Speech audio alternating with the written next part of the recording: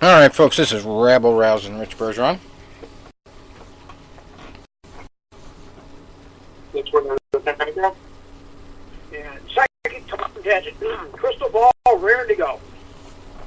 And we got a action-packed super show for you this week. We got all kinds of action to talk about. Like 5 different UFC cards. No, not UFC. I shouldn't make that stupid mistake. MMA cards to talk about. I'm not an MMA newbie here. I shouldn't be calling them all UFC fights, but there's a bunch of different themes this week, and one of them is low blows.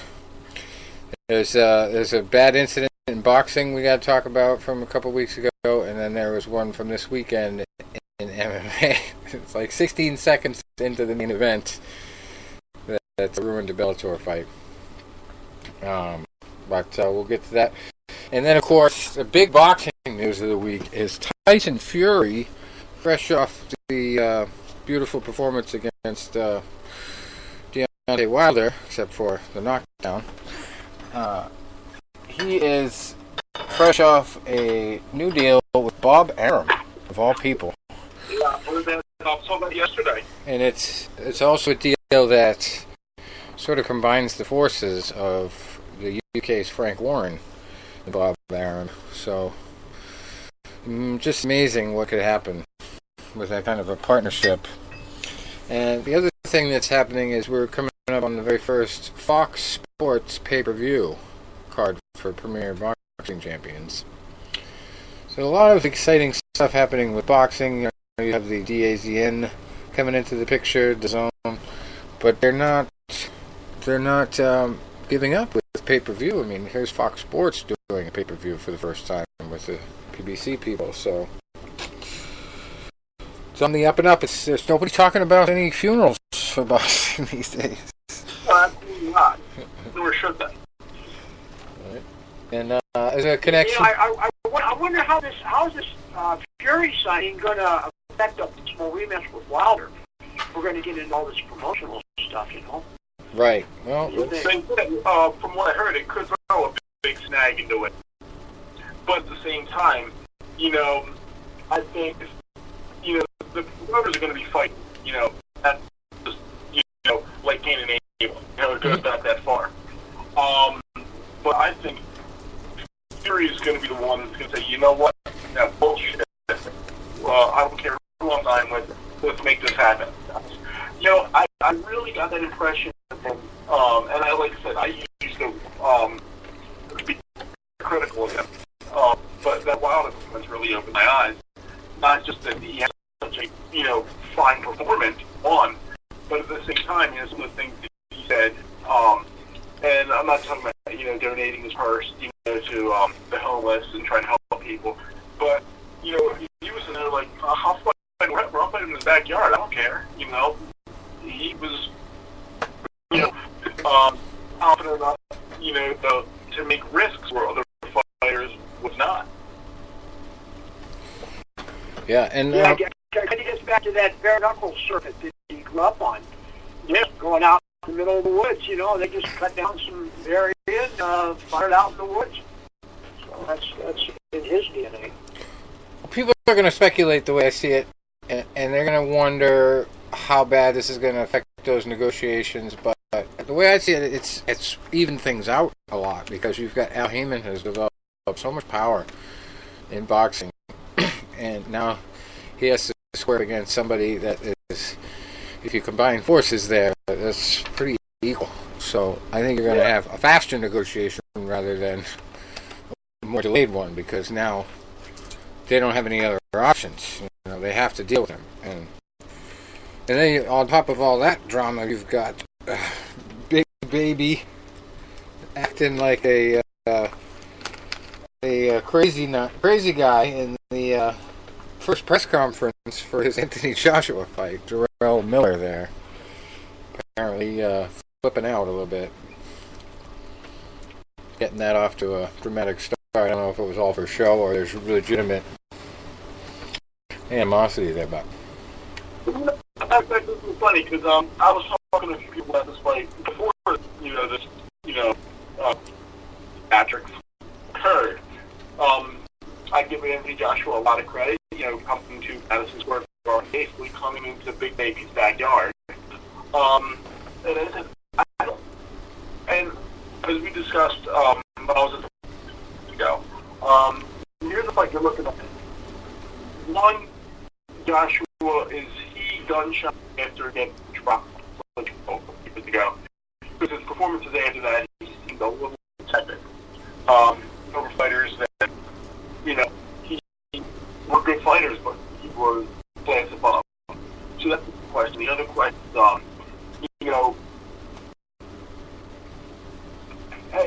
the skill level and, the difference in, I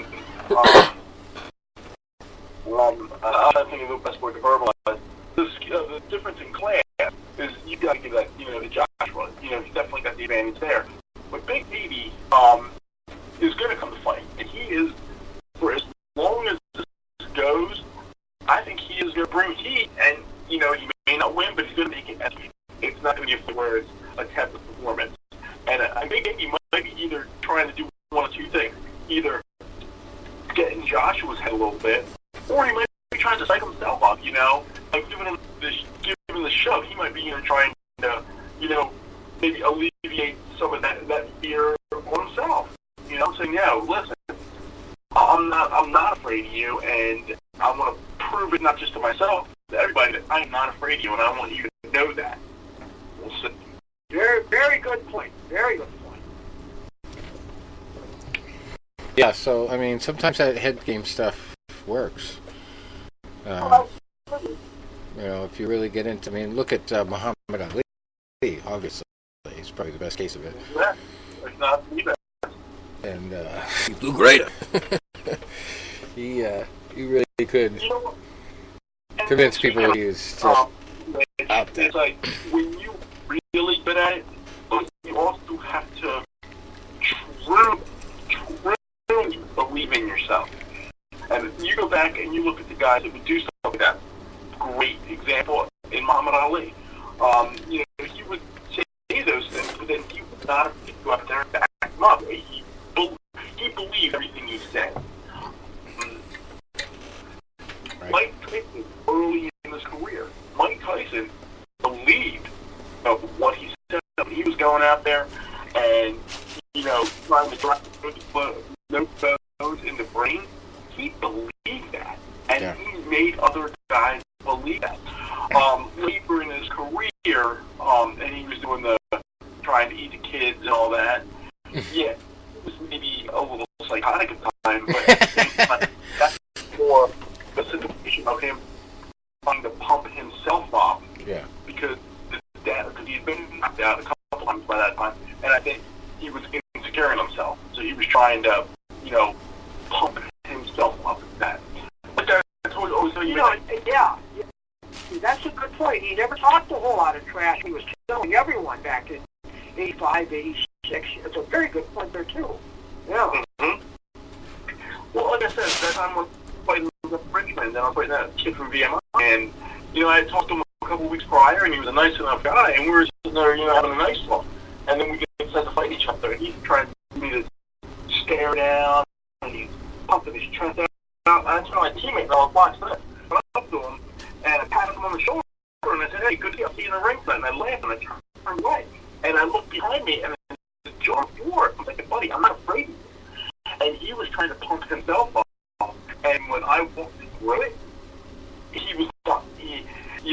I went there, and I took his heart.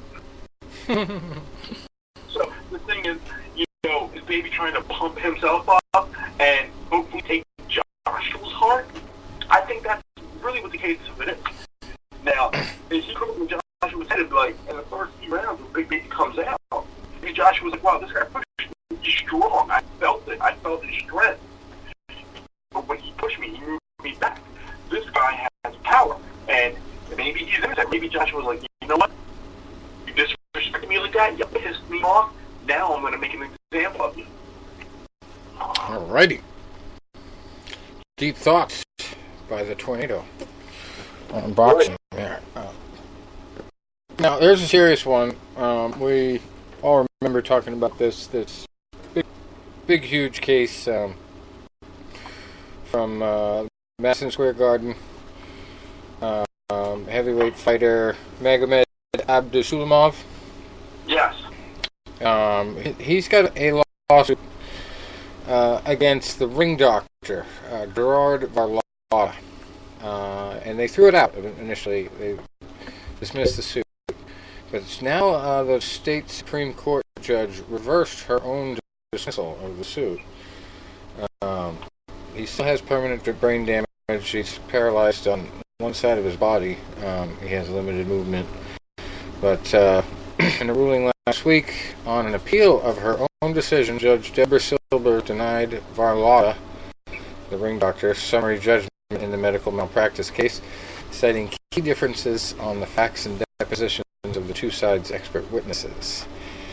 And he'll be again one of the three defendants with the other doctors, Anthony Carreri and Osric King, in this suit brought on behalf of Abdusulaimov and his family.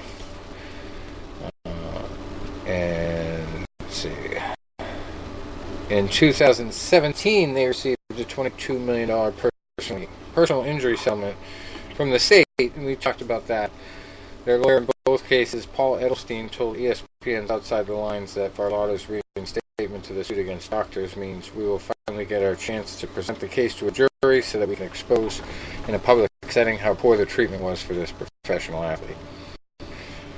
And Abdusulaimov fought Mike Perez on that night, November 2nd, 2013. They both were coming into the ring undefeated. The fight was on HBO at Madison Square Garden. Perez landed 312 punches to Abdusalimov's 248. Won a unanimous 10-round decision that left the native of the Russian Republic of Dagestan with a bloodied and swollen face. And things started to break down in communication and professionalism in the dressing room during his post-fight examination, really. The doctors didn't recommend that he go to a hospital, even though they had an ambulance at their disposal. He was complaining of head pain. They basically told him to get a cab. And that's what they did. And he vomited on the sidewalk before the cab even showed up.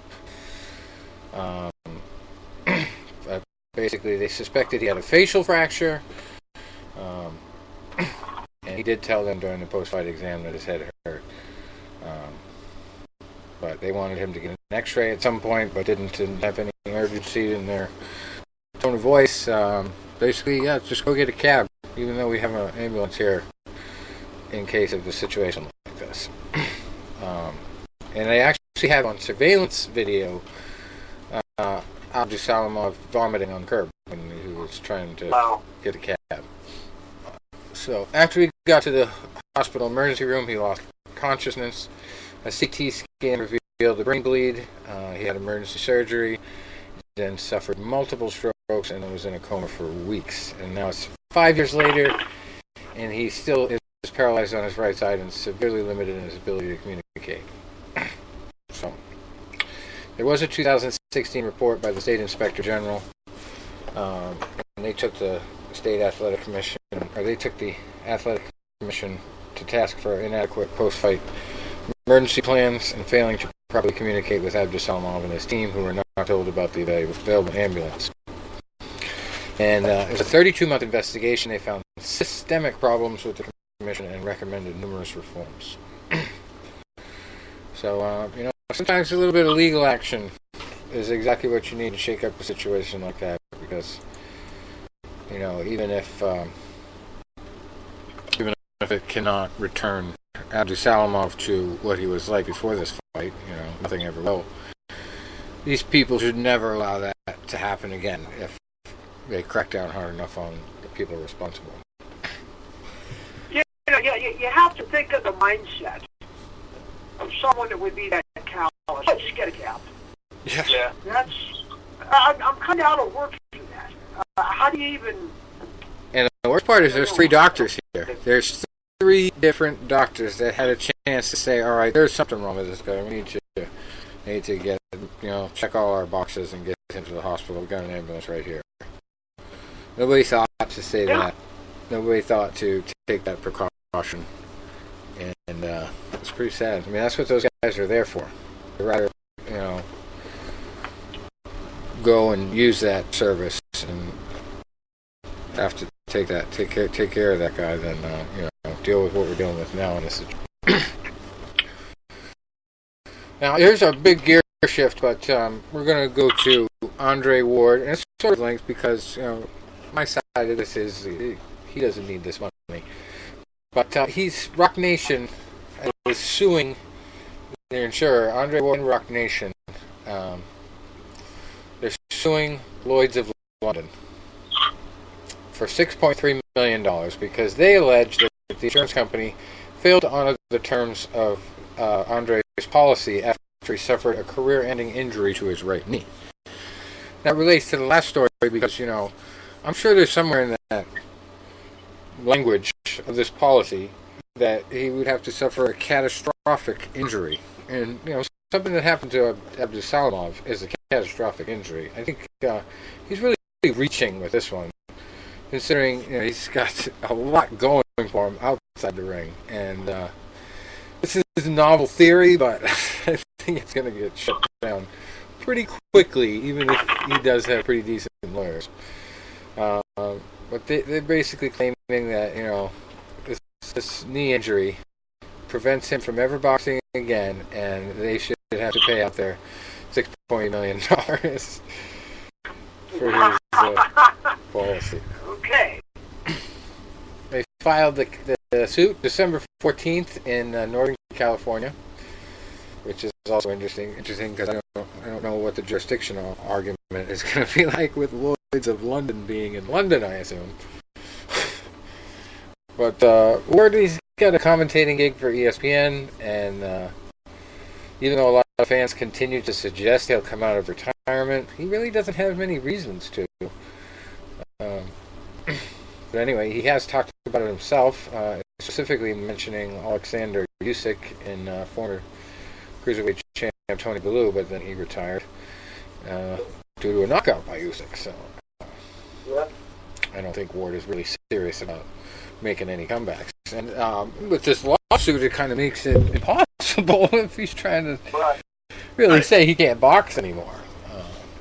The thing is that, there was one talk about, Andre Ward maybe even trying to go up to heavyweight, which, he was never a big puncher at super middleweight or light heavy.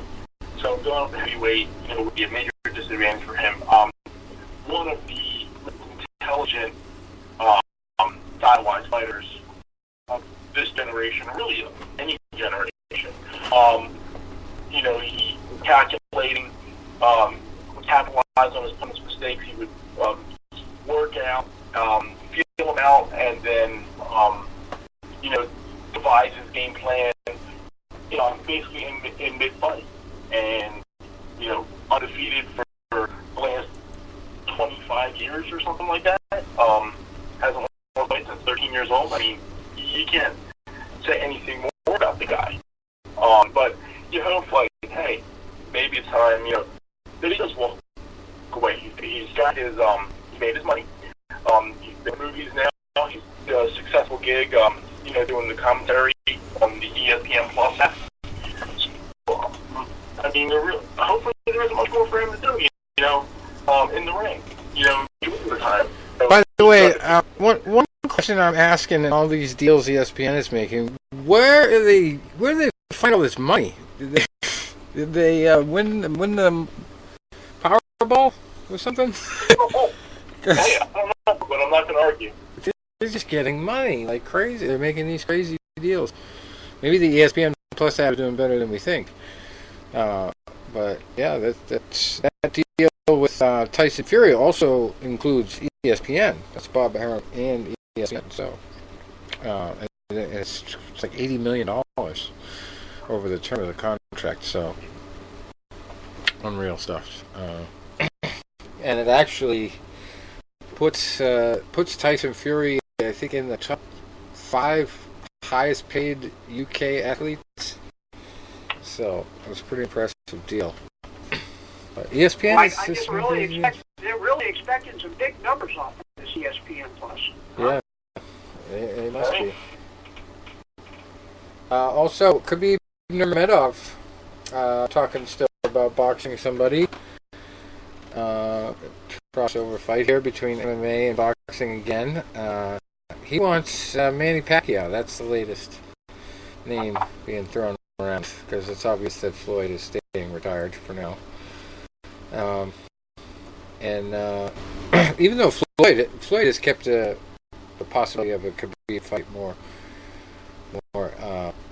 open than a fight with Manny, Floyd Manny, part 2.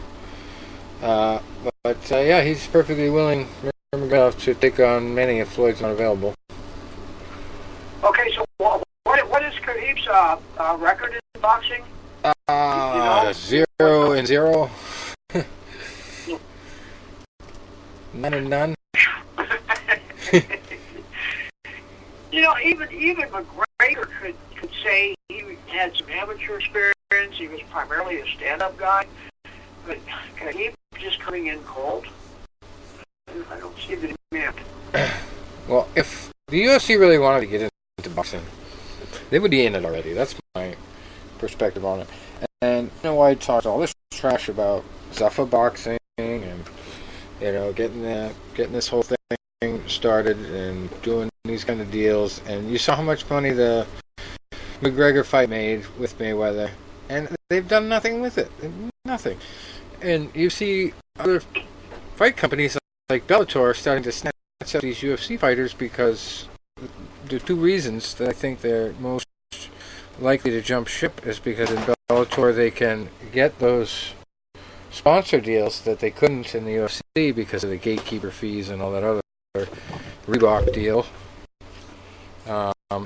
They can get those, and they can also compete in other sports. They can do a wrestling deal. They could do a boxing fight. They can do whatever they want in other sports, as long as they show up in good condition for their fight. And I think they probably have restrictions on, so many months before the fight or whatever. But yeah, so it works out for those guys, and they can make extra money when they need to. But in the UFC, you're pretty much locked in. You have to fight for them, and you have to accept their sponsor money, which is not very much. I mean, Reebok does not pay out a lot, even for the high-level fighters. But anyway, it's a lot of speculation going around about this Khabib deal. But if the UFC is not going to give it their blessing, and he's already an unpopular champion, he's on suspension with them, and it's just it's a pipe dream at this point. I mean, the McGregor thing was already sort of a disaster for MMA because, it made them some money because the UFC co-promoted it. It also showed many in the world that the MMA fighter was inferior to the boxer. So, yeah. What does that do to help MMA? Well, again, back in that context, I mean, you're just going to come in there and beat someone at their own game, and especially with Khabib, who's a grappler. I mean, he's just stand-up game is not his forte. He's got some knockouts, but that's MMA. It's a whole different story. Right. There's a lot of MMA fighters who would probably make a better transition, but there's also a lot of MMA fighters with boxing experience. Yes. So you could really do it. You could do some cross-promotion and back and forth, especially with the cage fighting concept that our friends on a previous episode talked about. Cage boxing. But yeah, you could do a lot, and they just really haven't pulled the trigger on it or talked about it or even really made any moves to solidify that part of the organization. And I don't really think they're ever going to. I think there's a little thing called the Muhammad Ali Act that is getting in their way because they can't capitalize on boxers like they can on MMA fighters since there's really no protections in place right now, and there's that independent contractor situation. Every MMA fighter is an independent contractor. So they have to do all their own expenses and It's a mess. But anyway. Full blows, like I said earlier, are going to be a little bit of a theme this week. Now, this guy won his fight somehow, but he actually was docked a point. This was a few weeks ago, February 10th, this story came out. A guy named Azat Hovhannisyan. He gave the guy a 3-punch combo to the nuts in a boxing match. And the referee took off a point, and he went on to knock the guy out. But, some might say the nut shot wore him down. And it wasn't the first time. I mean, obviously, even though you might have a mistake like that and throw a 3-punch combo low, you probably wouldn't get a point taken off unless you'd done it before.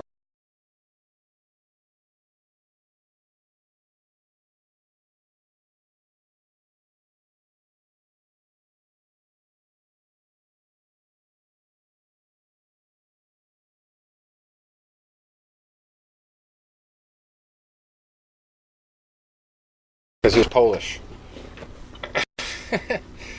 And probably the biggest, or the most televised and watched one in his repertoire was the Riddick Bowe fight. Yeah. And then, both of them, really, even both of them. I mean, Yeah. bad enough the first time, but in the rematch, doing it again? Yeah. Come on! Wow! So anyway, Golden Boy had a boxing card on his own last Saturday night, a few weeks ago.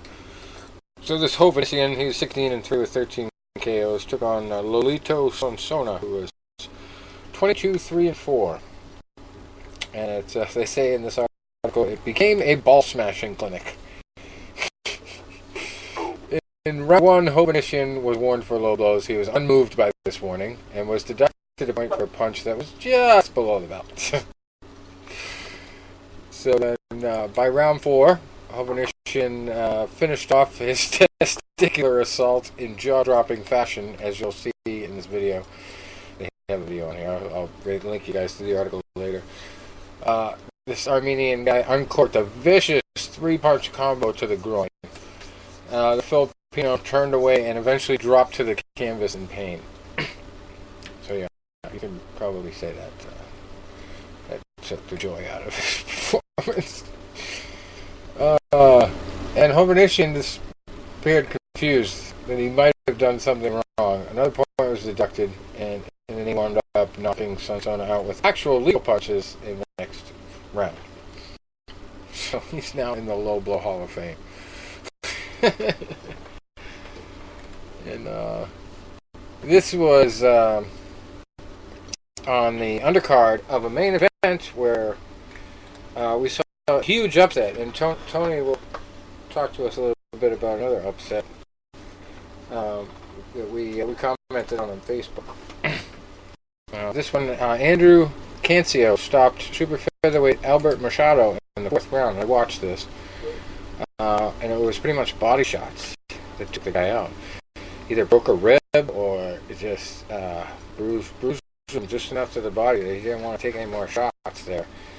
And here is a 9-1 underdog, Andrew Cancio, stopped a super featherweight champion, Alberto Machado, and it was 4 rounds in. It's going to be one of the biggest upsets of the year. And then there was another knockout. I don't remember the guy's name offhand, but I'm sure you'll remember it, Tony. We talked about it. There was a guy, the promoter, posted something on Facebook about it, and I commented about what my wrestling coach said. I said I'd rather learn in a loss. Was that? That was the fight you were at, yeah. So Yeah. let's talk about that one.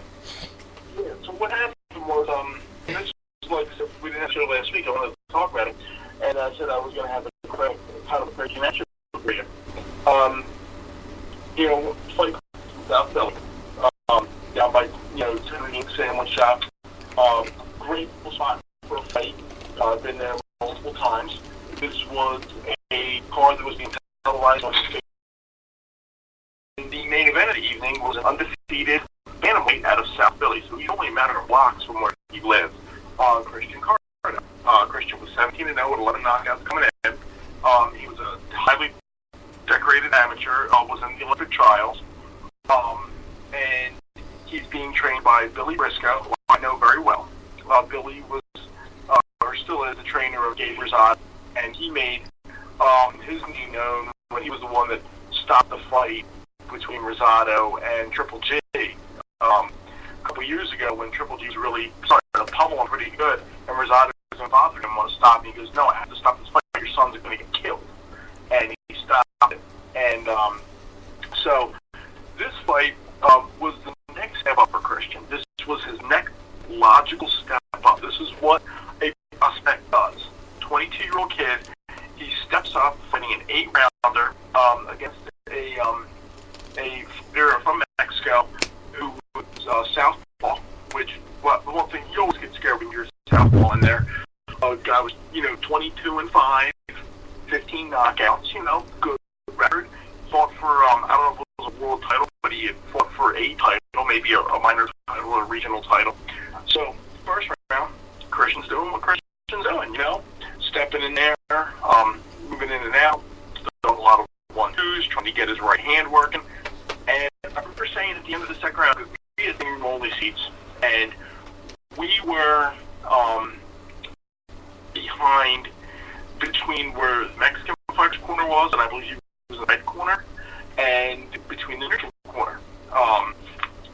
So we're sitting there, Christian, and I remember saying at the end of the first round, I'm like, okay, it looks like he's starting to, get to this guy with some right hands, which is what you were expecting, what you wanted. So he landed a few. Second round, he's in there, and he landed a few more, and when you see on the video, he steps in and he throws a wide looping right hand. And the Mexican fighter, and I don't have his name in front of me, I forget if it was Ortiz, I have the program downstairs, stepped away, and then he just darted back in real fast, and it was a left hand out of southpaw stance, but he kind of hooked it a little bit. He arched it just a little bit, and actually, when it landed, I had just looked away for a second. Something had caught out of the corner of my left eye. And when I looked back, I saw Christian falling, and his arms were still up, tense as could be. And he hit the canvas with a thud, and the piece, it was a gasp. And the referee looked at him and just stopped the fight, and he called the doctor in. And everybody just froze. And especially this guy is there, his family is there, his friends are there, his hometown is there. And so at first, everybody, oh man, oh shit, he lost, oh terrible. Wait, he's not getting up. Oh shit, he's still down.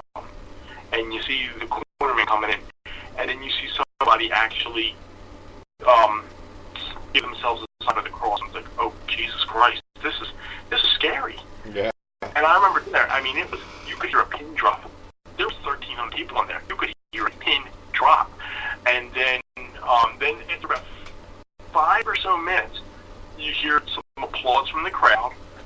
And I don't know if maybe one of the referees, I didn't see what happened, if the referee or somebody motioned something to the crowd, but there was an applause, which was good. But then you see the stools in the ring, but he's not getting up. And then you see the backboard getting, put into the ring. It's like, oh my God. And they strapped him down, they secured his neck, and they wheeled him out on a stretcher. And it was like, now where they wheeled him out was on the exact opposite side of the ring of where I was. So they wheel him out, towards the dressing room and all that, taking him to the local hospital, one of the local hospitals. And as I was walking out and looking for a friend of mine, the referee happened to be walking, kind of intersecting me, and I heard somebody say something to the referee, and I eavesdropped, and the referee said, no, he's going to be okay. They're just taking precautions. And I said, well, that's good. And that night, I'm on my way home. We went and we had a sandwich. And as we're eating our sandwich, we were there having a sandwich with two guys we happened to be standing next to at the fight. And these guys, didn't really, they were like boxing fans, but they weren't boxing savvy. Like, not like us, trust me. And they had a few drinks, and he heard the 10-second warning, and he dropped his guard.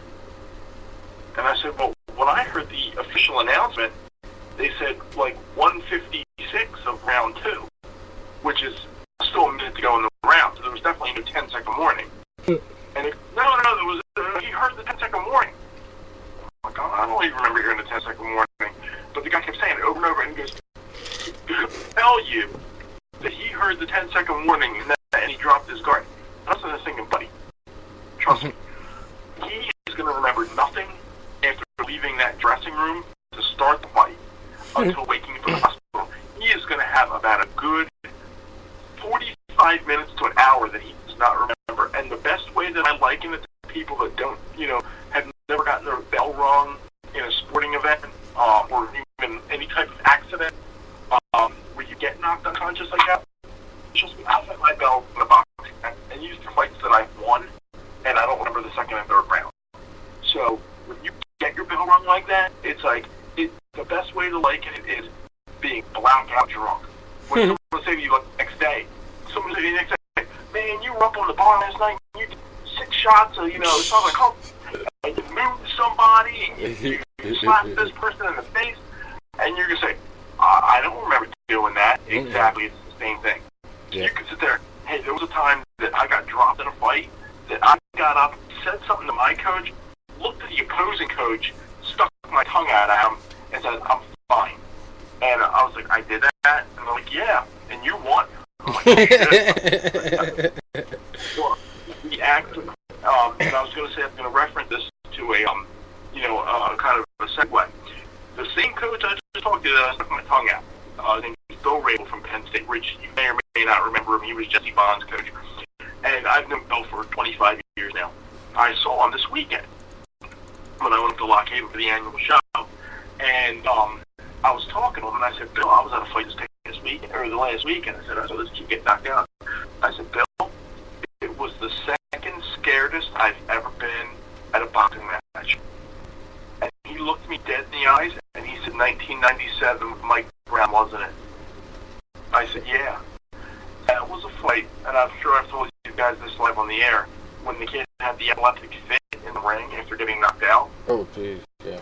Yeah, it was 1997, it was my junior year, and we were doing an experiment that year in the evening show, because I was club president, and we were having a couple of the university's cheerleaders put on basically the cheerleading outfits, work as ring card girls, just as a promotion.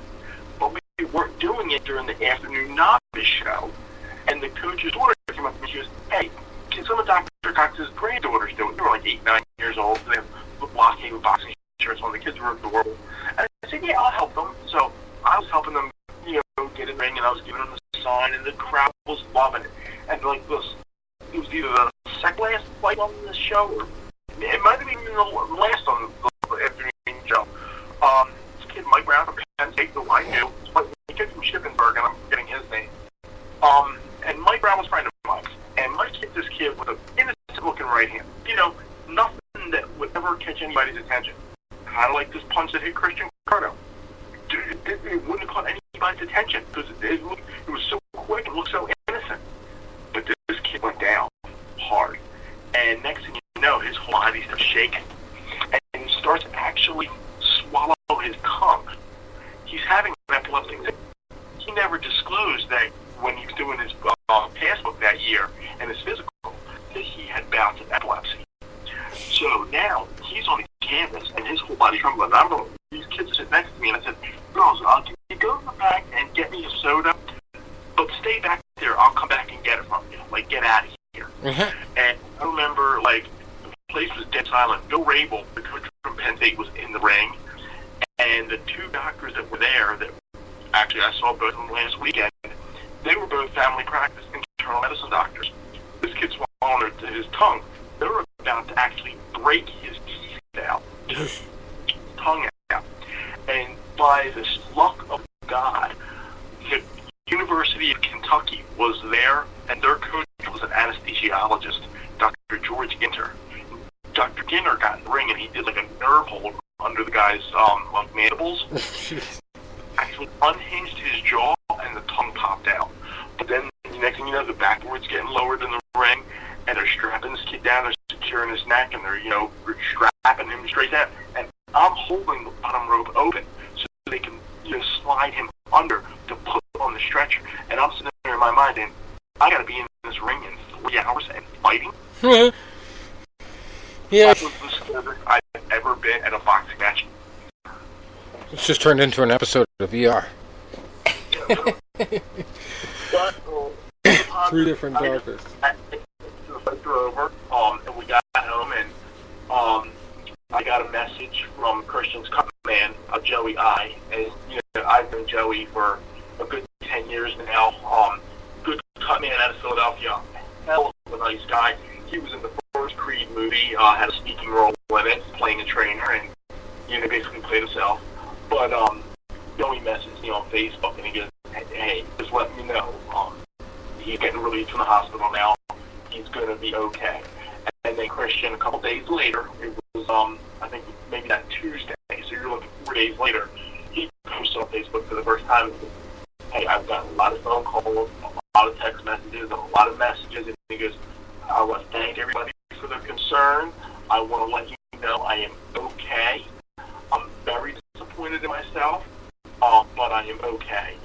And when the day after the fight, or actually probably that night, they interviewed Russell Peltz, who was the gentleman that posted that status that Rich commented on. Russell, the Hall of Fame boxing promoter, and he came out and said, the kid's okay, but right now, I mean, he's already got a 90-day suspension, from, any type of activity. But he goes, I would recommend that, he does not step into any type of ring for 6 months and take, first of all, let himself not just heal physically, but heal psychologically. And then, Russell did post that, status where he likened it to a fight back in 1994 with Charles the Hatchet Brewer.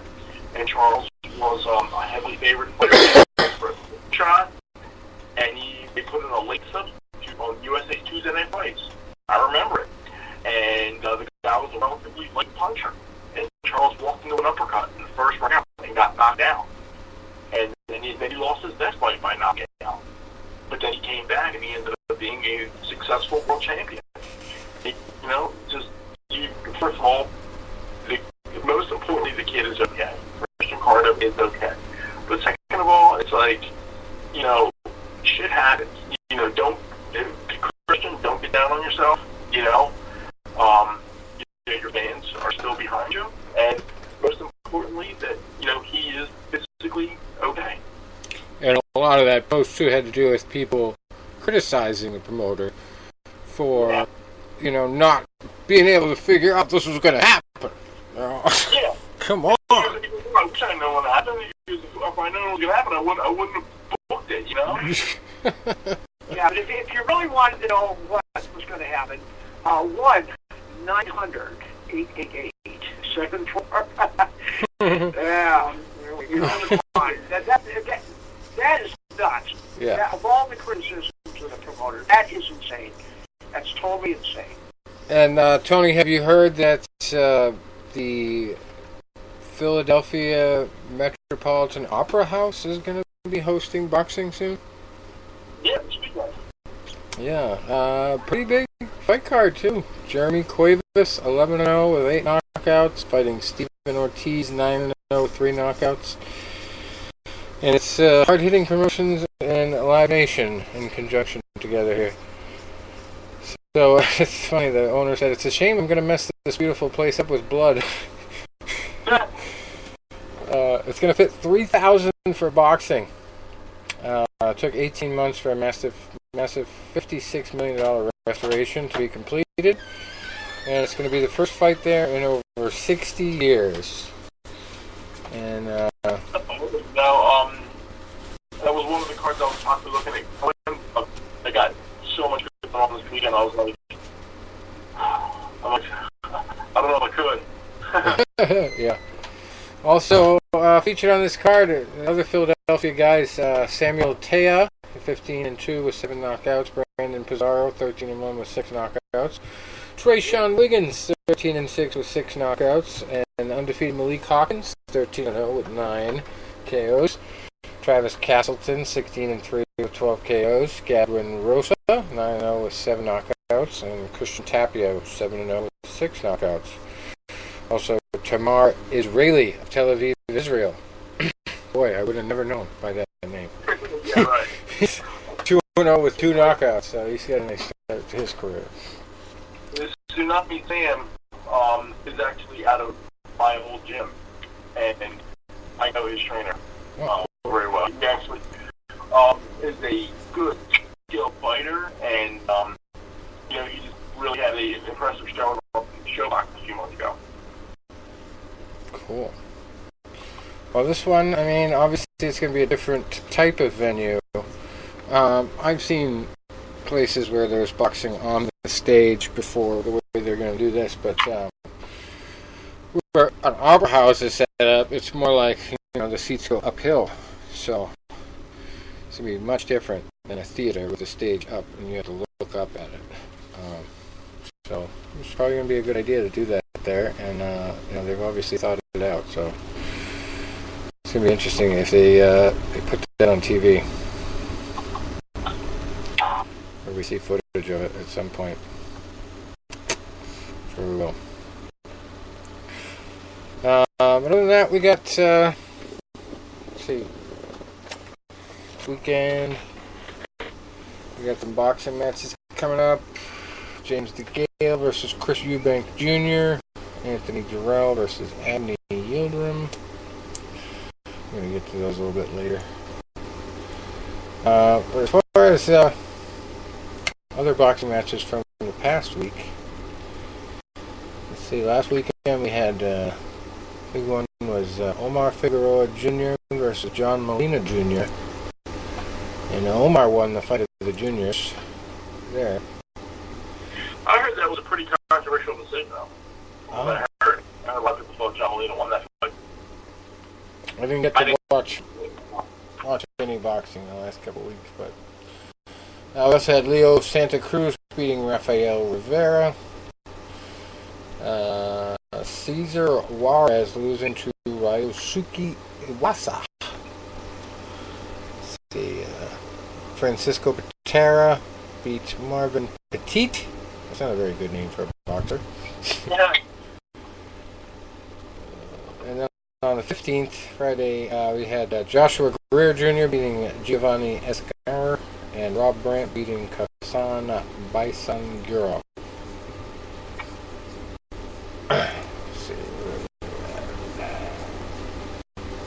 Alright, so we're going to switch over to MMA for a minute, and then we'll get to the schedule for boxing this week. Well, did you want to hear about the big boxing news of last weekend? Oh, what is that? I went to my alma mater, Washington University, for the fights. Awesome.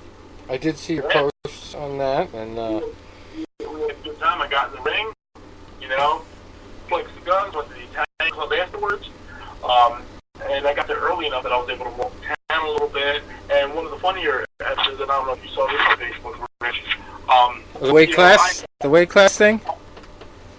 So one of the funnier things, and I don't know if you saw this on Facebook, was, I got to the gym right a little after 5 o'clock. The show wasn't going to start until 7. But, Coach Cooper was there. I was helping him tighten the ring ropes and BSing with some of the other guys that I know. And just by chance, I think it was the University of North Carolina was there. They had a kid on the team from Belfast, Ireland. So they were, of course, making him say, "Get to these," getting the duck in his added duck.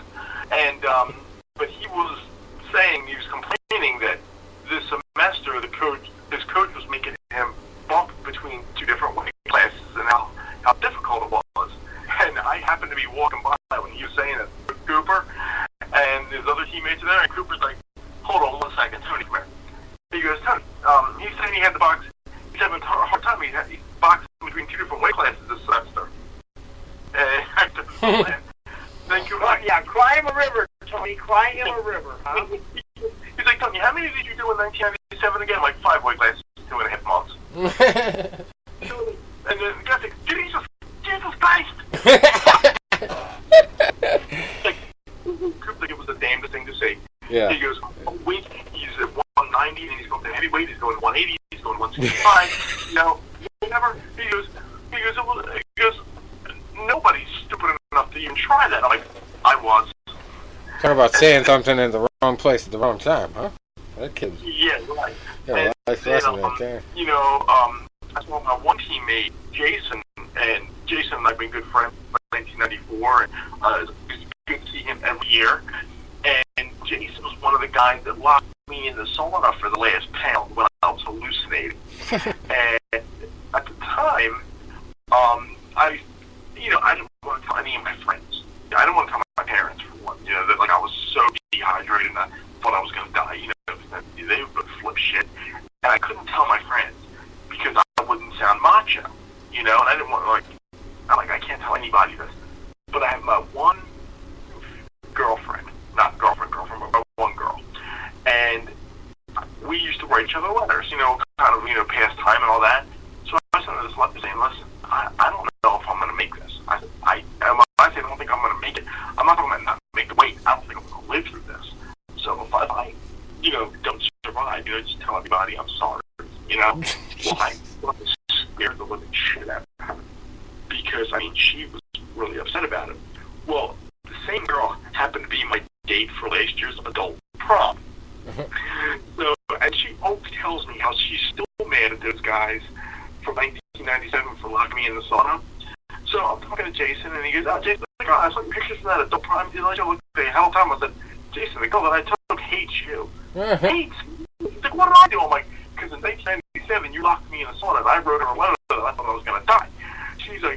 He goes, "Well, tell her, listen, if it was today, I would do it all over again." There was an episode of The Ultimate Fighter where they did that to Gabe Rudiger, and he never lived it down because he was a pound away from making weight, and he gave up in the sauna. And they didn't really lock him in, I guess. He got out. I didn't have the strength to pry the door open anyway. So the fact they barricaded in front of me, I had really, honestly, no choice. So I was just standing there and giving them the finger the whole time and mouthing off, "Fuck you." Yeah, the things that we went through, me in wrestling, probably more than boxing, and you in boxing. Well, probably be considered hazing today, right? One of the guys that helped me out was, one of my roommates who was a high school wrestler, and he would give me a bunch of tips, and and the stuff that he told me that he did in high school was it was disgusting. And he was the one that gave me a lot of these bad ideas. I didn't. Right. Probably it wasn't really the worst example of weight loss, but the best performance was I lost 1.5 pounds in 15 minutes for a 4-hour match one time. I just basically put every bit of clothing on, jacket, everything, and I got in the showers, put all 4 showers on hot, and just got right outside of the range of the water, and just ran in place in the steam, did jump jacks. 1.5 pounds, 15 minutes later, gone. We didn't, right on the money. That's a good one. But yeah, I actually had to gain more weight than I had to lose.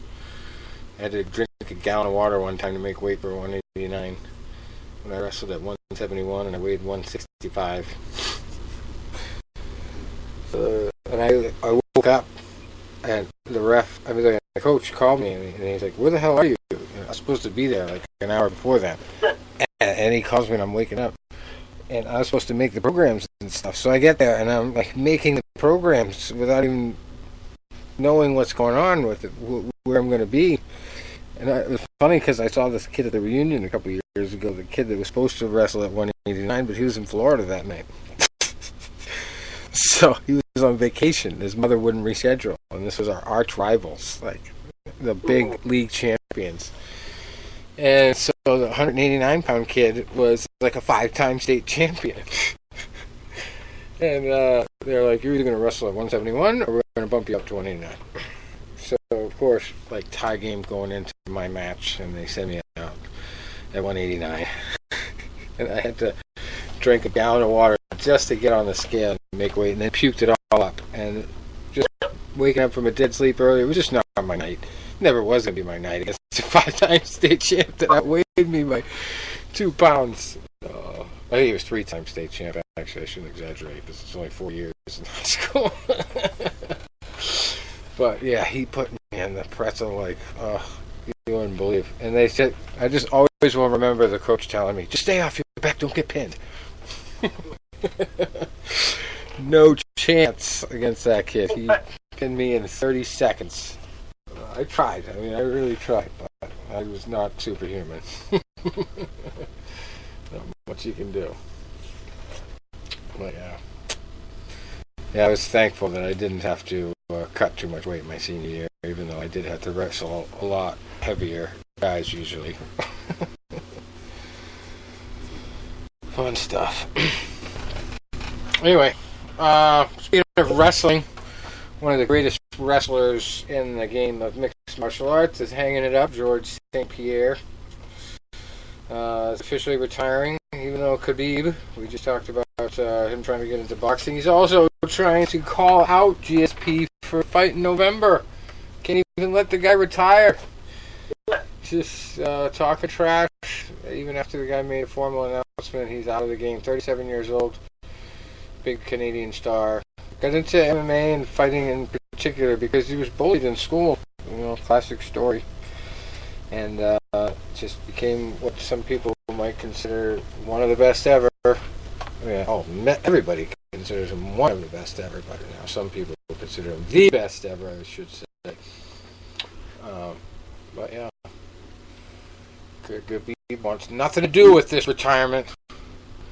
That's his only other money option, other than fighting a boxing match, apparently. Yeah, you want that fight bad.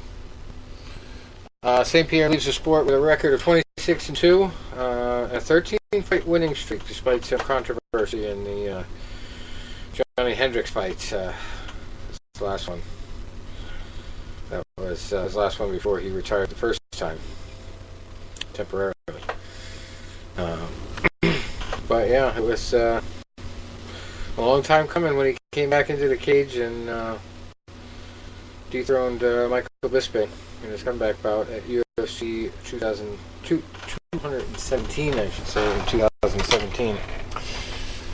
So I thought there was going to be more, but apparently ulcerative colitis limited his activity right after that, and he just basically has had too many knee surgeries and other injuries, and so. Well, he has nothing to prove, but he was one of the most well-rounded, intelligent guys ever to get in the cage. Went out and trained boxing with Freddie Roach, and if you remember what he did to Josh Koscheck in the rematch, did they only fight? Maybe, I think they did fight twice. But I know that left jab just destroyed Koscheck's face. Just an unbelievable display of it. And I think the first time he out-wrestled it. So he knew how to beat people at their own game. Very well-rounded. Well, he would have played hockey like every other Canadian if it wasn't for MMA. He got into karate at the beginning of his interest in the fight sports. And then he got pretty much seduced by the sight of Royce Gracie in the early days of the UFC, and Hoist Gracie, should say. You got to do those R's as H's. So that pretty much became a reason for him to get into a more well-rounded game. He was very good at the grappling. You combine that with a little karate and a little bit of jiu-jitsu, and that was a perfect game plan for the early days of MMA. I think he's getting to the point where he's starting to look around and realizing, with the wars that he's been in his last couple of fights, that these younger guys coming up, I mean, they're just running circles around guys like him. And there's just no way that he's going to put himself through the kind of sacrifice it's going to take to keep up with those guys. And, he's not a young 37, like he says, with all the injuries there. and now he's got ulcerative colitis, so obviously that's not fun to deal with. But in the beginning, in his late teens, he went to school and trained in MMA, and he held down 3 jobs. So these are his options, I guess, in retirement. He could go back to being a bouncer. He was a bouncer at a place called the Fuzzy Brassard, whatever that is. He could do floor recovery. He worked in a floor recovery store, which I'm imagining means, resurfacing. And then he worked for the government teaching activities to delinquent kids. Yeah, so could mentor some kids, I'm sure. I'm pretty sure he's going to remain in the MMA scene as an ambassador, obviously, and probably in the training world. But it's been a long time for him. He won his first fight as a pro in January 2002, defeating Ivan Menjivar. After 4 more wins, he was in the UFC, so he's pretty much fought almost his entire career with the UFC, and would have continued fighting with them if he continued fighting, but it's not in the cards. And he was very innovative in his training. He incorporated gymnastics into his fight training, which is kind of unusual. But he feels that the gymnasts are the ultimate athletes. He did a lot of work in the rings and walking on his hands. And he was one of the first MMA fighters to employ Freddie Roach as his boxing coach. So I'm sure that helped out. And he worked with the Canadian wrestling team. I mean, the guy just did everything. Had kickboxers, before he'd be ready for a big fight, he'd have kickboxers come in from Thailand to work with him. High-level jiu-jitsu. The guy was just everything. We have a ultimate fighter, UFC bonanza here for recaps. We got two fight cards for UFC and 3 fight cards for Bellator to go over. We're going to try to do some of these as quickly as possible, but the big one was down in Melbourne, Victoria. Israel Adesanya basically taking over for Anderson Silva, and used his dynamic game plan based a lot. Really the foundation of his style is developed from watching Anderson Silva, and they had a nice moment after the fight. Went all 3 rounds. It was a unanimous decision win for Israel. And even 5 rounds, it wouldn't have been any different. I think Anderson's just like I said with George, he's going to have a hard time keeping up with these younger guys, especially a guy like this who was undefeated coming in and really didn't struggle much. And Anderson was pretty much all clown and no action. he just had no answer for Israel. So it was kind of a boring fight, but it's kind of disturbing when you think about it. This guy has, I think, 7 or 8 more fights left under contract with the UFC. Just signed a big new deal. So who are you going to put him against when he's starting to decline like that? To make an entertaining fight. I don't know. It's kind of sad to see a guy sign that many fights when he probably should retire. He looked like he might have been ready to retire after that fight for a second. Yeah. And then he talked himself down, but there's about so much abuse a guy can take, and when you're trying to maintain that clown posture, it makes it even more dangerous, continuing to fight.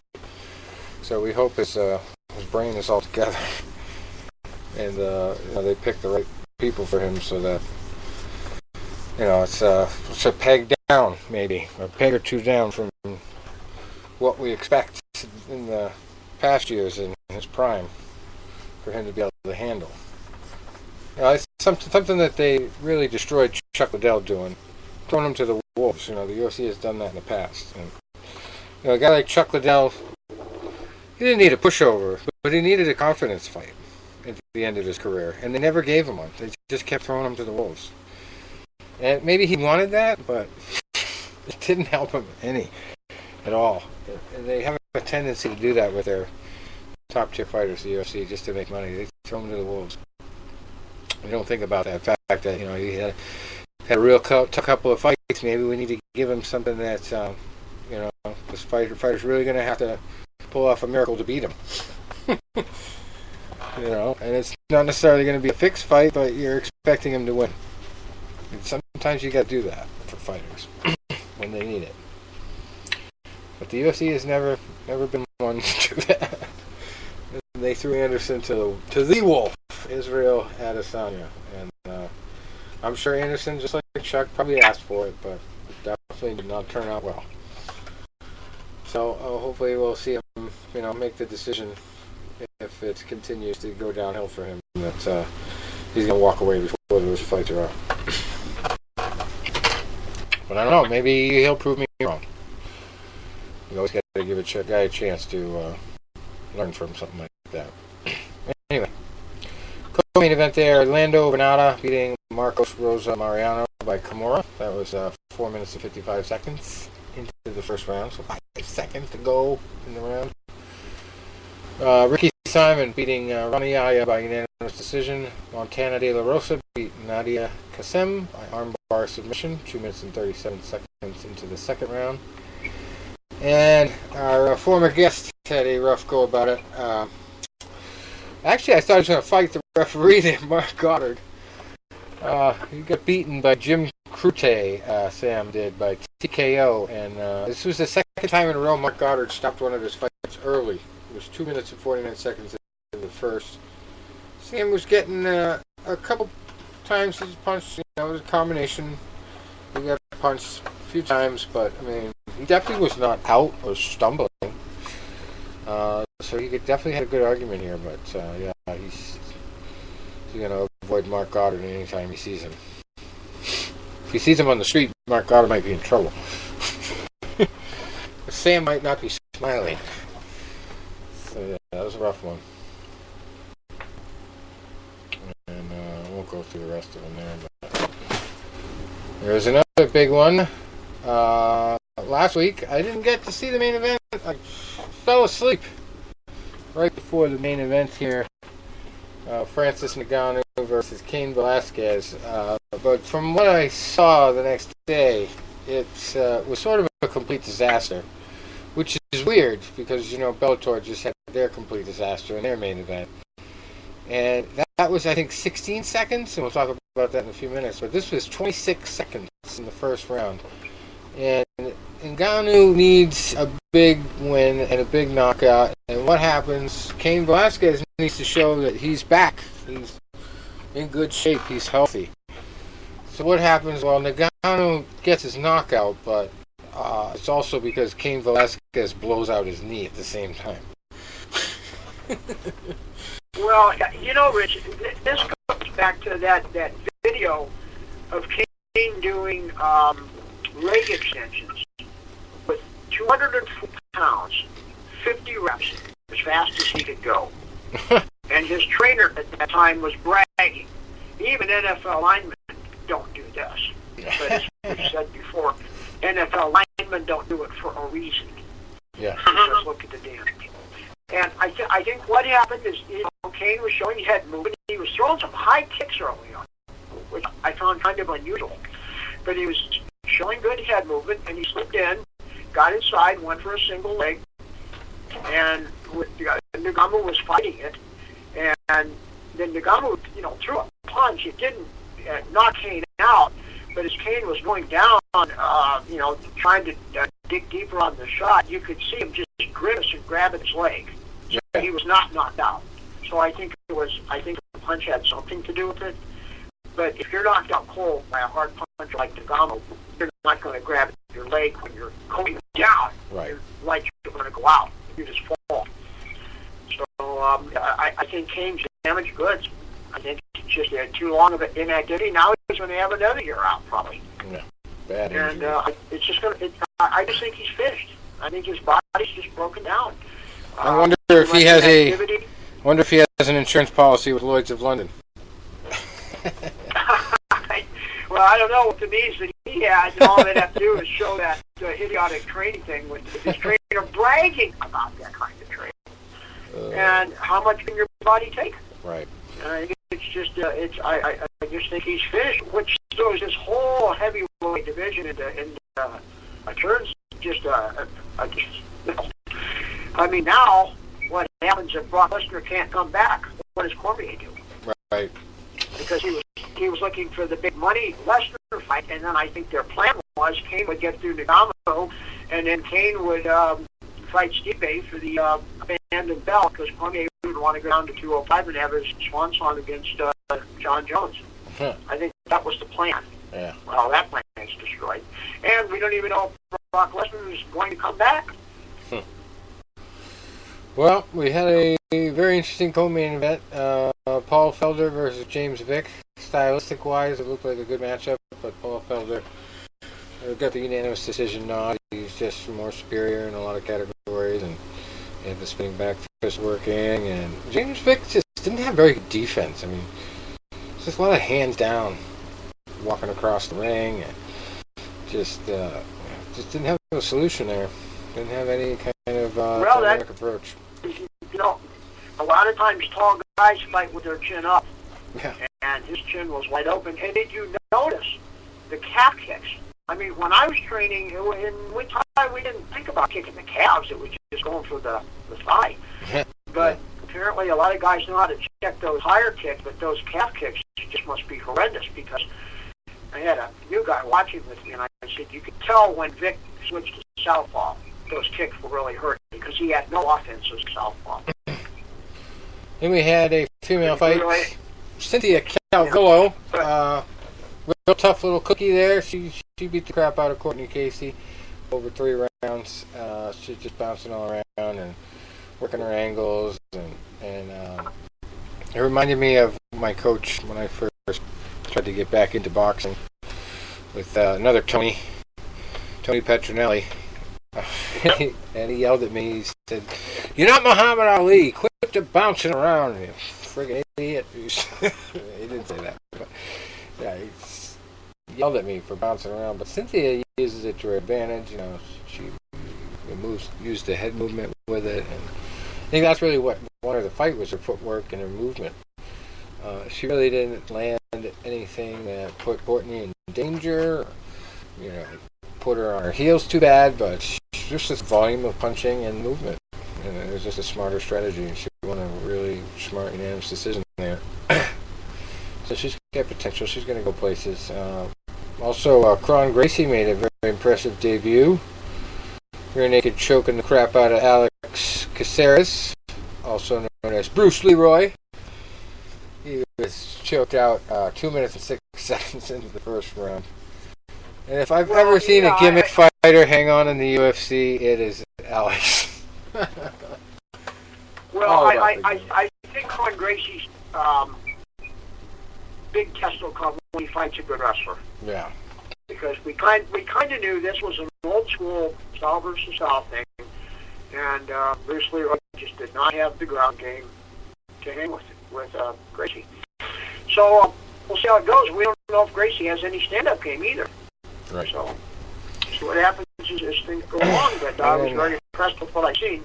When we had really the fight of the night, if not the fight of the year, it's one of the most impressive performances by either guy that they probably had in their careers. But Vicente Luque, with just 6 seconds left in the fight, just went to town against Brian Barberina, and probably would have been a close split decision for Brian if it went to the bell. I thought he had more output, but Vicente just absolutely stepped up to the moment, and last 30 seconds he started pouring it on, and I just had a feeling that he was going to stop him. He just had that look in his eye, like he was zombie fighting almost. But he was landing, and Brian just looked stunned, and he obviously did not argue the stoppage because he was still recovering. 6 seconds left, but he was just about 2 punches from being out on the canvas, out cold. But he was, I think it was on his knees, head down, and the referee called the fight off with 6 seconds left, and Vicente just pulled off a major upset. I thought. Yeah, well, actually, he was a slight favorite. Well, was slightly. Wow. Yeah, just slightly. And that's the kind of fight. I wish I could have went to the distance. Yeah. I mean, both guys gave everything. And I hate to say there's no loser, because obviously there was, but still. And that kind of fight, I mean, as impressive as it is to watch and see, both of those guys put asses on the line, it just makes me mad sometimes when you get the interview of both fighters, and then even the commentator is saying, how about a bonus? Like, these guys, when they put a performance in like that, you shouldn't even have to be worried about a bonus, Yeah. That should just be automatic. You're getting more money, That's just, I mean, they put so much on the line to go and battle like that. And they've just basically decided at some point in that combat to just throw it all to the wind and forget about style and just go to war. And that takes a toll on you physically, like that. It comes out of the ring, you come out of the ring a different person, or the cage in this case. So it just boggles my mind that it's become, this always begging sort of thing for a bonus, when they shouldn't even have to suggest it or ask for it. They should just be paid better. Bottom line, period. But I mean, a fight like that just should be an automatic bonus. I mean, there should never be. I don't think and it shouldn't be $50,000 either. It should be way more than that,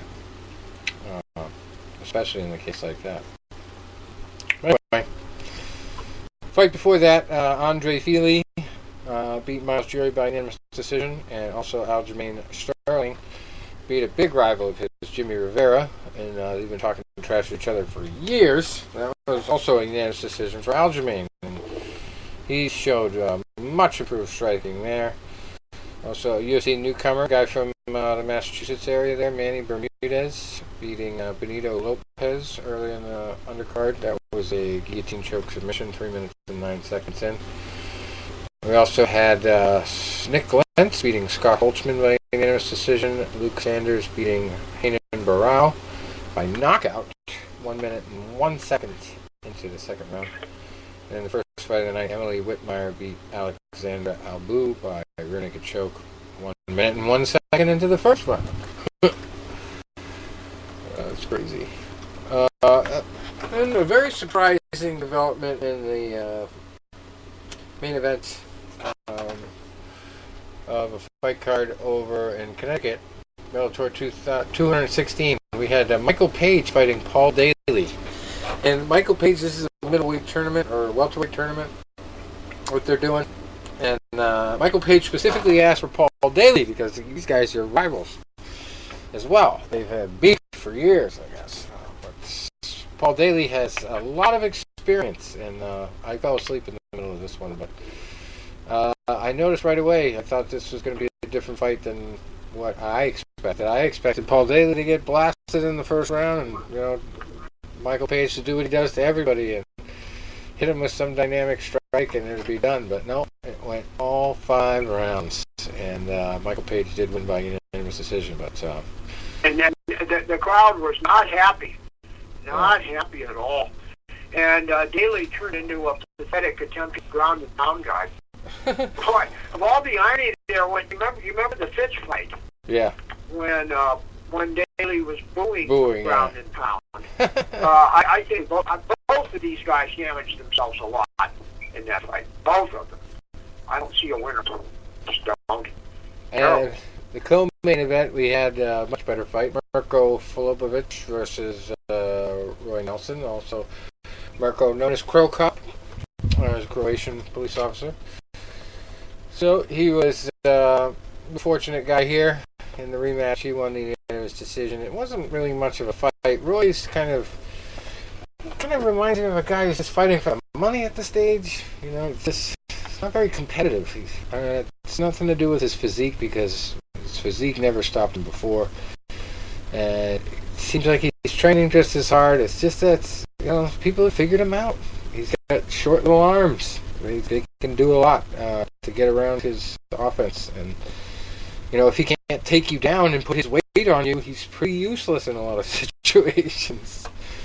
That overhand right that he throws you can see it from a mile away. That's a very honest assessment, and it's accurate, and it's brutal. Sorry, Roy. I love you. I love you, Roy. Oh, wow. That was painful. I got to channel my inner Dana White there. Yeah. It'd be, you know, if I was his weight, that would be how I would fight, you know. But, you know, I got his beard going right now, I'll tell you that. I haven't cut it in a while. But yeah, it's just kind of sad, you know, because I know he works with good people. He works with Jeff Mayweather over there at Mayweather's gym. That's his boxing coach. And he just kind of tries to make a style work with only wrestling and boxing. He doesn't do a whole lot of other stuff unless he gets you in a crucifix. That's his go-to Brazilian jiu-jitsu move if he can get you in it. But not too many people fall for that nowadays. So Marco just I guess he supposedly has quite a ground game. I mean, I understand he's some kind of belt in BJJ, brown belt or something, but we're not seeing it. Right. You're right. He's kind of like tune-up Johnny. And then we had Czech Congo beating Vitaly Minikov by unanimous decision, and then he took the mic, and it was one of the most bizarre post-fight interviews I've ever heard. He basically said he shouldn't even have been there, and he said he was crazy sick, couldn't eat anything days before the fight, and he came in massively underweight, but somehow managed to put together a unanimous decision victory over this guy Vitaly Minikov. It makes you wonder, though, where the hell are Bellator's people? That they allow this guy to fight when he's undergone this situation. It sounded like he was like almost at death's door there, the way he was describing it. So I don't know where their overseers are here, and you know, their medical people checking on these guys. But yeah, it's obviously you got to throw up a red flag when you come in way underweight for a fight. And I hadn't actually heard anything before the fight about that either. So it makes you really wonder who's watching the fighters here. Who's watching out for these guys? We also had another upset on the card. Yaroslav Amosov beating Eric Silva by unanimous decision. Nothing too crazy on the rest of the card. Not any big names people would really recognize. Then we had the fluke. Matt Mitrione seems to have tough luck with Russian fighters. He had pretty much the double knockout almost with Fedor. Just got up enough in time. Got up in enough time to finish him off. But Sergey Karatanov, it didn't get to a decision or anything. 15 seconds into the fight, Matt Mitrione kicked Sergey right in the groin, and it was over. He could not continue.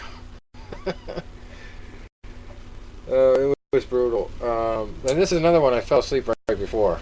The other one went to decision. The co-main event, Logan Storley beating Ian Pascu by unanimous decision. So, of course, I'm mad at myself for missing the fight. You know, I'm wondering what the result was. So I get up in the morning and I look up on Google and I'm like, are you kidding me? Yeah. One kick to the nuts and it's over. Tough way to go out. And it's almost just one of those things where you don't even want to see a rematch after that. The guy's probably scared to fight Matt again. Get the right. Yeah. It did not seem intentional. No, probably accidental, yeah, but you know, you get a rematch against the guy, and you're looking across the cage from the same guy that just rearranged your nuts. Probably not a pleasant feeling. Anyway, yeah. 15 seconds. That's all it took. We also had Eduardo Dantas beating Toby Mysick by unanimous decision. John Duma beat Mike Kimball by triangle choke 2 minutes 51 seconds into the first. Austin Benford beating Cody Jones by arm triangle choke. 4 minutes and 49 seconds into the first round, so just 11 seconds left before the bell there. That's pretty much all the good ones there. And then a couple weeks ago we had February 9th, we didn't get to talk about this one, we had Patricky Freire beating Ryan Scope. That was by a split decision. Patricky improves to 22-8-0. Scope falls to 10-3 there. And the co-main event there, this was in Newcastle, England. And Aaron Chalmers, who is the star of that show, The Geordie Shore, supposed to be making fun of the Jersey Shore, he lost his fight to Corey Browning, who doesn't even have a shirt up picture. So I don't see, that was another upset I'm supposing. It was heel hook submission, 20 seconds into the third round. They lost the fight for him. And one of my favorite MMA fighter names here was on the card, Jim Wallhead. He beat Abner Loveros by unanimous decision. That just must strike fear in people without a nickname. My name is Jim Wallhead.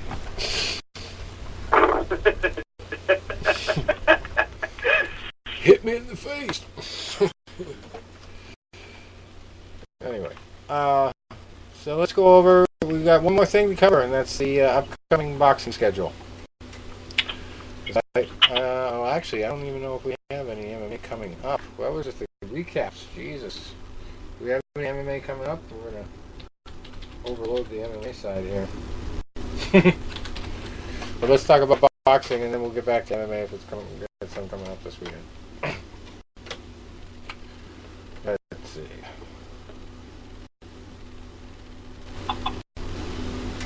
$24-0 versus TBA. Oh, there's a mismatch of the week coming to us from right away from White's, Austria. Here we've got 23-8 Marino Goals fighting 2-1 Luka Stajic, a cruiserweight. Yikes! 23-8 versus 3 fights. Over up in Ontario, Canada, we have a former guest of ours in the main event at lightweight, Tony Luis, 26-3, fighting Juan Jose Martinez, who's 26-7. Been a long time since we talked to Tony. And maybe this is Hank Lundy's Jewish brother here. We got Lentz Lundy at lightweight making his debut, fighting Pedro Ivan Bernal, who's 1-0. And you know Hank had a Jewish brother, but it's funny. Lundy, that's the first time I've seen it other than Hank's name, that last name. Well, this might be another mismatch. In the Dominican Republic, we have an 11-0 fighter, Nudi Bueno, fighting Junior Rafael Lozano, who's 0-5. 11-0 and 0-5. Wow. One guy on here has a record of 0-23. One Roman Santos fighting Jermaine King at super middleweight. He's 1-11-1. 1 win, 33 losses, and 1 draw between the two of them. Oh, that's ridiculous. The main event there is Camilo Prieto, who's 12-2 lightweight, fighting Jose Anibal Cruz, who's 22-6. Yeah, that's a crazy card.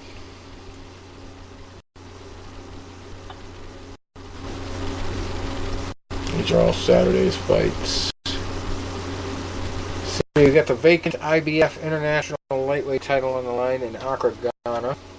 Emmanuel Tago, he is 29-1, fighting Vyacheslav Gusev, who is 25-5.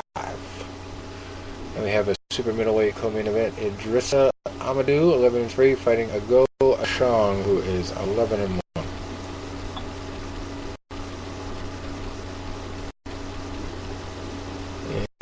Down in Baja California, Mexico, we have a welterweight fight here between some tough fighters, long-time fighters. Brandon Rios, 35-4 with 1 draw, fighting Humberto Soto, who's creeping up on his 70th win. He's looking for number 7. He's going to get 69 if he wins this one. He's 68-9-2. So he's either looking at his 10th loss or his 69th win or his 3rd draw. Somehow with all those fights he only had 2 draws. Co-main event there is sort of a mismatch. Jose Brigel Quirino, 20 wins, 2 losses, 3 draws, fighting Joel Cordova, who's 7-4-2.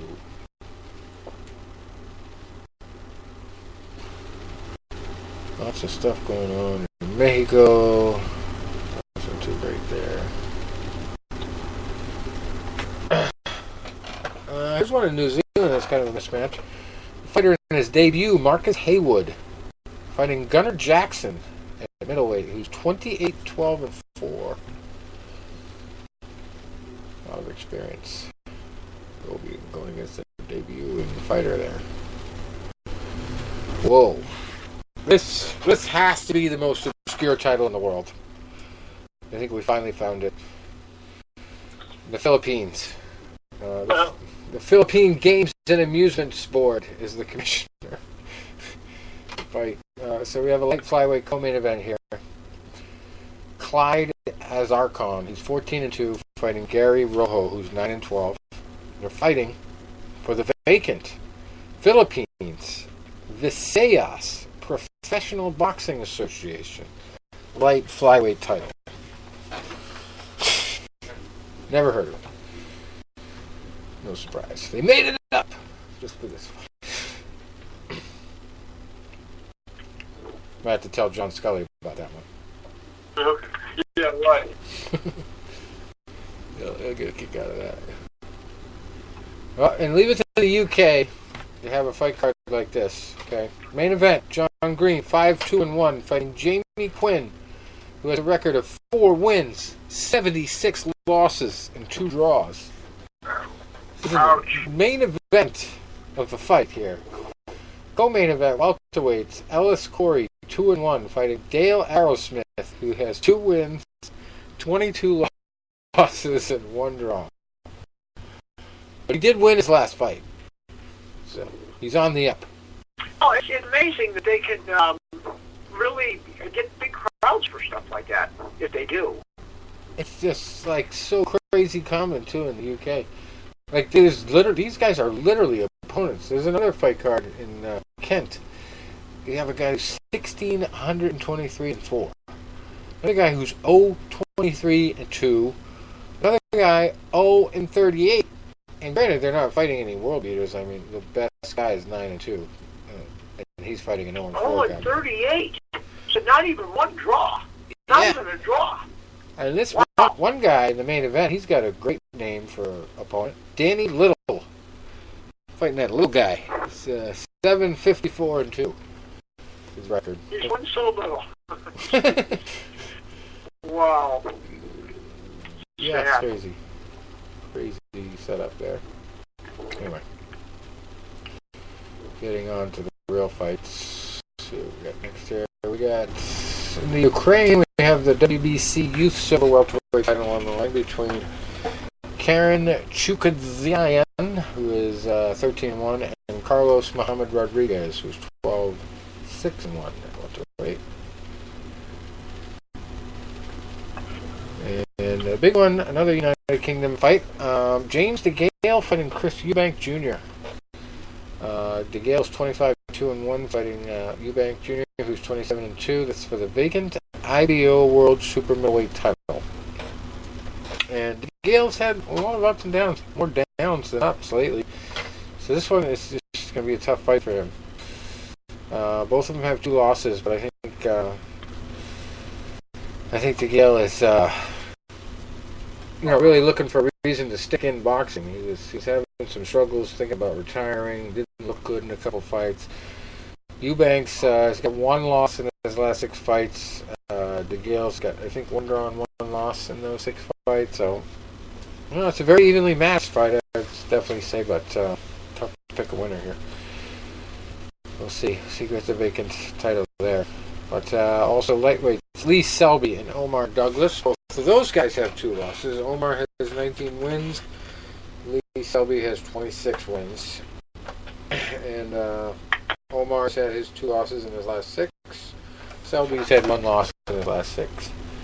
And it was 6 fights ago, so a while ago. The 2 were in the middle of Omar's last 6. The big one here is Don King's last black hope here remains Stavern. 25-3-1, fighting Joe Joyce, the heavyweight from the UK, 7-0. For the Commonwealth British Empire heavyweight title. Imagine Bermain Stavern as the Commonwealth heavyweight title holder. I think he's from the Dominican Republic, if I remember correctly. Well, I still enjoyed that incoherent rant that he wrote the other week. Oh, yeah. I didn't even put it on the website. Man, it really shows you how far Don King is slipping when he has his promotional people put out just a bunch of gibberish as a press release. It's pretty sad. I think they need to fire the PR staff there. Somebody's not watching the daycare there. Anyway, I don't know much about Joe Joyce, but he's undefeated, 7-0. So, and we've seen better days out of Bermain. He had the title very briefly, but I don't think he's going to be much hope for Don King. And that's one, especially in front of a pro UK crowd here. Obviously, going to be rooting for Joyce. The thing is, it's like, the guy might be 7-0, and you don't know the quality of the opposition he's fought.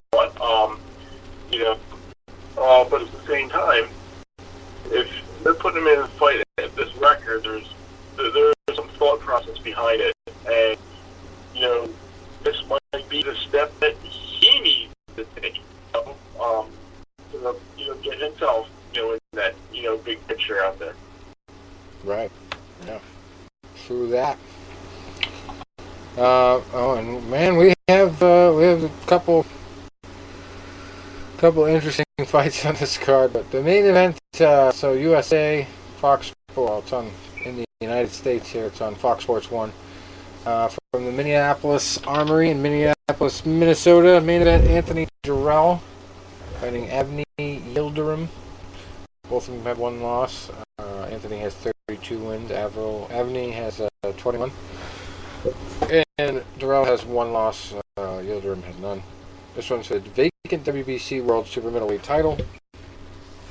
And the co-main event, Mark Anthony Hernandez versus Jason Rosario. Hernandez 13-1-1. Rosario 17-1-1. So, stacked fight card all around. We also have welterweights on the card, a couple decent fights. Jamal James, 24-1, fighting Jainer Gonzalez, who's 19-1-1. And Bryant Perella, 15-2, fighting Bradis Prescott, who's 31-15. Prescott's had a lot of tough fights. 5 out of his last 6 have been losses, so obviously kind of a tune-up fight for Bryant. But the Jesus fight of the week is also on this card, and this is a hell of a Jesus name. I should say hell of Jesus in the same sentence. Lightweights, Justin Paldo, 11-1, fighting Federico Jesus Benjamin Malaspina. Quite a title. Jesus is his middle name. 16-10-2 is his record. So it's one of those Jesuses who will need a miracle to win the fight. Also, super middleweight prospect Money Powell IV is on this card. He is 8-0, fighting Javier Frazier, who is 8-1, and lost all 6 of his last 6. Also, I noticed this. We posted it on our blog as well. Saw this press release come in the other day. Christy Martin Promotions, another former guest of ours, Christy Martin. Great interview with her a few years ago. She has started her own promotional company, and they're having fights in North Carolina.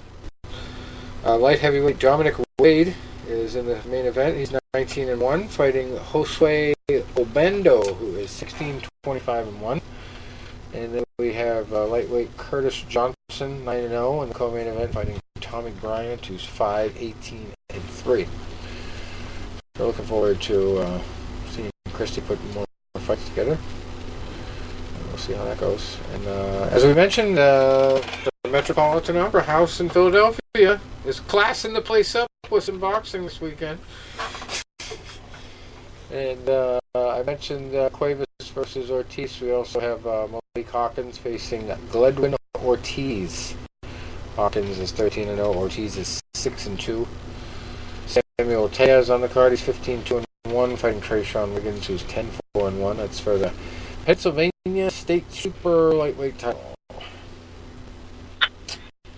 Those are the big fights on that card.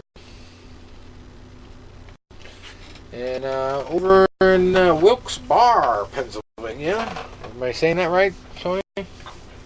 Close enough. As they go Wilkes-Barre or Wilkes-Barre. Close enough.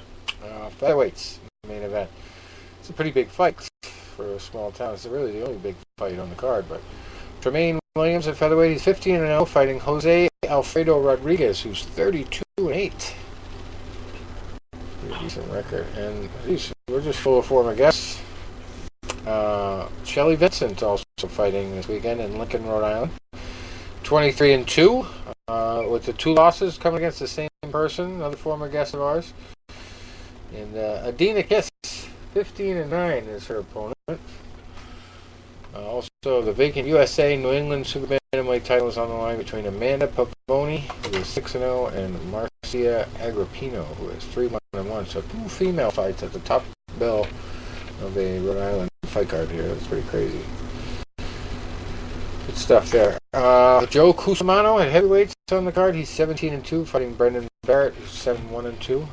And then we've got the vacant WBC Youth World Lightweight title on the line between Jermaine Ortiz, 9-0, and Ricardo Quiros, who's 10-0. So there's our somebody's always got to go fight. So, gotta get that before we get to the end of the list here. Alright. Another sort of mismatch of the week. A couple of them here. This has got to be the mismatch of the week. In Tennessee, Alonzo Butler at heavyweight. It's even more of a mismatch when it's at heavyweight. 31-3-2 is Butler's record at heavyweight. He's fighting the fearsome, formidable Michael Davis, who is 2-33. That's the worst one we've seen in a while. Well, fearsome to 2 people. 33 that losses. That should be in Europe, shouldn't it? Yeah, it's in Tennessee.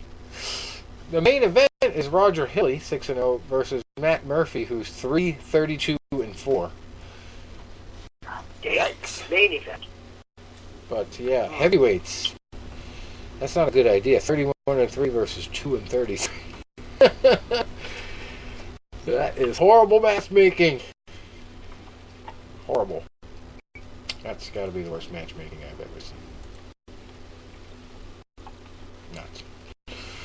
So, let's see. What do we got this weekend? Is this the 23rd this weekend? Yep. Alright, so we got UFC Fight Night 145. What do we got for Bellator? Bellator 217. So we got 2 fight cards to run through real quick, and that's the end of the show. Fight Night 145, we got Jan Blachowicz, 23-7, fighting Thiago Santos, who's 20-6. And this one's going to be from a weird place. I don't think the UFC's been there a lot. Prague, Czech Republic. So, Stefan Struve, natural fit on this card. He is 28-11. They call him the Skyscraper. He's 7 foot something, 7'4", I think. He's fighting Marcos Rogerio de Lima, 16-5-1. We got Gian Vellante, 17-10, fighting Michael Oleksijuk. Definitely going to butcher that one. He is 12-2. Female fight, Lucy Pudilova, 8-3, fighting Liz Carmouche, who's 12-6. John Dodson, 20-10, back in action against Peter Yan, who's 11-1. Magomed Ankalaev, who's 9-1, fighting Clidson Farias de Abreu. Carlo Pedersoli Jr., 11-2, fighting Dwight Grant, who's 8-2. Daniel Tamer, 6-2, fighting Chris Fishgold, who's 17-2-1. And we won't go through the rest of them. But, yeah, Bellator also on the same day, but a little bit of a different time zone in Dublin. James Gallagher fighting Stephen Graham in the main event. Gallagher is 7-1. Stephen Graham is 5-3. Peter Quealy, 11-4-1, fighting Miles Price in the co-main event, who is 10-7. Kiefer Crosby, 5-0, fighting Daniel Olginistak, who is 3-2-1. And we got Richie Smullen, 3-1-1, fighting Arum Gustav, who is 3-3. Carl Moore, 8-2, fighting Yannick Bahati, who's 8-4. And that's pretty much it for the good fights. So until next week, I think that's all for us. We have packed as much action as possible into the show. I think we covered just about everything. I'll probably swear at myself in 20 minutes and say, shit, forgot to mention that. There's one thing I almost forgot to mention, and, as a boxing fan, and they feel it, kind of upset that I did. But I'd like to acknowledge the passing of a former world champion out of Philadelphia, Rocky Lockridge. Rocky had, a rough go, but, the like years of his life, and, battle addictions, hopelessness. But he was a tough, champion, has a one-round knockout win over Roger Mayweather, and he's still a YouTube sensation for that one video where the guy, outside of a liquor store was, really giving him a hard time, and they told him not to leave him alone, don't go down there, and the guy went and did it anyway, and Rocky dusted him with one punch. Recently, suffered a debilitating stroke and could no longer swallow on his own, was at 68, and they took him off the ventilator, and he passed away, about a week or so ago. So I just wanted to make sure that we, gave him a final shout out on the air. I thought we mentioned him on the last show, but maybe I thought we did. It was a couple of weeks ago. Yeah. But anyway, yeah, it's a tough one. He was on some documentaries that I watched, and it's had a crazy story. Just got into the wrong drugs and bad scenes, and just kind of couldn't put it back together. He tried, he's had an intervention with his son and everything like that, and made a go of it, but just couldn't get out of the funk. One of those type of situations, and happens to too many fighters, unfortunately. It's just a shame. They don't get the best advice on what to do with their money, and the entourage, as they say, can be so debilitating to please and take care of. And when you got a guy like Floyd who has billions of dollars, the entourage comes out of the back pocket, the payments for them, but when you only have so much money and everybody thinks you're a millionaire, the entourage can really bring you down in that situation. So I don't know. I don't think it was that situation for him, but obviously he had a couple bad friends who kept him on the bad side of the law and drugs. Well, you do like my thing, you give your friends credit cards and all that, basically tell them no limit. Well, of course they're gonna, burn it up because they ain't got to pay for it. Rick, you give me a credit card and say have fun. Well, my shit, just pay the bill. Well, shit, I'll get whatever the holy hell I want. Season tickets to every Philadelphia sports team. I need some tickets. Oh, I want Club Box, baby. Wow. All right. Well, gentlemen, always a pleasure. And I guess we'll be talking sooner than later. Yes, sir. All right, guys. Enjoy the fights this weekend. I'll send you guys an email, so when you get a chance, to take a look at it and give me your honest opinion.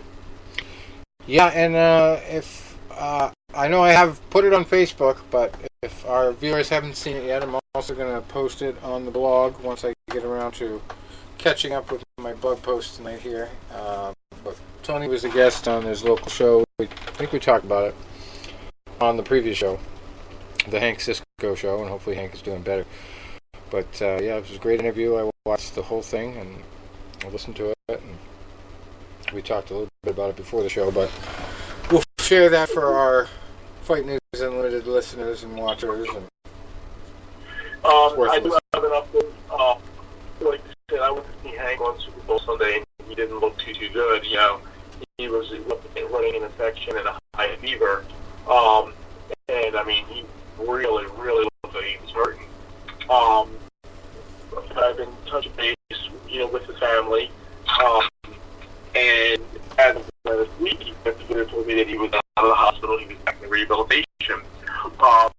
And a mutual friend of ours had posted a photo documented on Facebook from last Sunday, and he was sitting up.